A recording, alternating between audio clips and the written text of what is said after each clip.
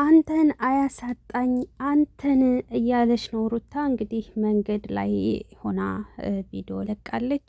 ሰላም አለይኩም ወራህመቱላህ ወበረካቱ። ውድና የተከበራችሁ የቻናል ቤተሰቦች ሰላማችሁ ይብዛ። ለዚህ ቻናል አዲስ የሆናችሁ ሰብስክራይብ፣ ላይክ፣ ሼር እያደረጋችሁ ቤተሰብ ሁኑ እና ሩታ ቪዲዮ ለቃለች ማለት ነው።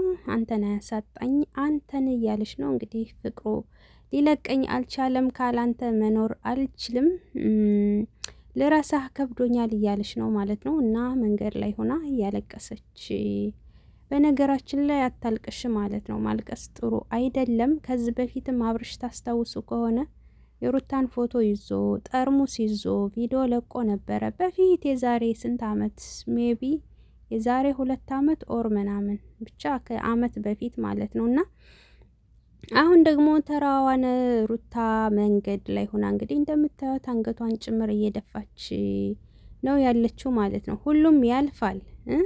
አሁን እኮ እናንተ ወዛገባችሁን። እኛን ራሱ ቀልድ ነው ስንል አምረራችሁ ነው ቪዲዮ የምትሰሩት፣ ምር ነው ስንል ስትቀላለዱና ያለን እኛንም ራሱ እያወዛገባችሁን ያላችሁት ማለት ነውና በዚህ ልክ ደግሞ ይከብዳል። ብቻ እኔ ምንም አልልም። እንግዲህ ፈጣሪ ልቦና ይስጥሽ ሩታዬ፣ የማያልፍ ነገር የለም።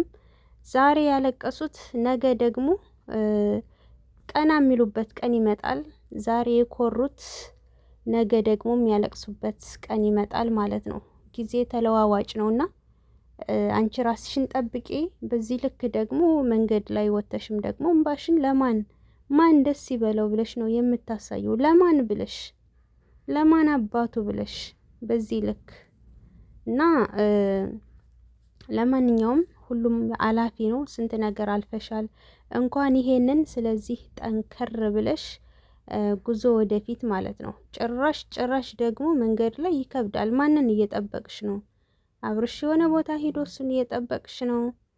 ምንድነው መፍትሄውስ? ምንድነው መንገድ ላይ ወጥቶ ማልቀስና በአደባባይ ራስን ዝቅ አድርጎ ሰዎች እንዲሳለቁበት መሆን አግባብ አይደለም። ምክንያቱም እኛ እንደዚህ ስትሆኝ ማየት አንፈልግም።